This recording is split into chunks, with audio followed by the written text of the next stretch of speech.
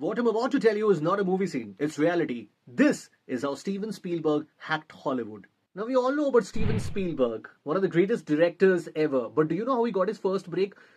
He didn't have any fancy degree, he did not have any inside connection, but just crazy jugaad. He was just 17 years old. He took a regular studio tour on a bus with a lot of other passengers. He got down in the Universal Studios lot and told कि अच्छा मुझे सुसु करना है. And after that, he just hid in the washroom. He never got back on the bus. Now what he does instead is he roams around the Universal lot looking for an inside man. He meets a guy called Chuck Silvers, who I understand was a part of the editorial team at Universal Studios, and Chuck Silver listens to his story, gets impressed and gives him a 3-day pass. So Steven Spielberg hangs around at Universal Studios for the next 3 days, but on the 4th day he doesn't stop.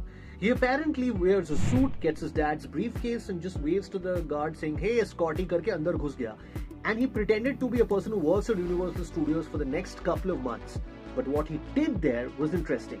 He learned, he networked with stars, he snuck on sound stages, watched how editors work, watched how directors work, and even he slept in offices overnight. Now Chuck Silvers becomes his mentor and tells him, "Ki yaar, enough talking, show me a movie."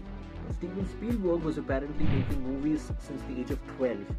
So when he was told to make a movie, he made a movie called Amblin, wo YouTube पर available है, आप जाके देख सकते हो. It was about a 24-minute film and he showed that to Chuck Silvers. Now Chuck watches that movie and gets so impressed, he immediately calls up Sid Sheinberg, who is the VP of Universal Studios, and told him, "Drop everything that you're doing right now and watch this movie."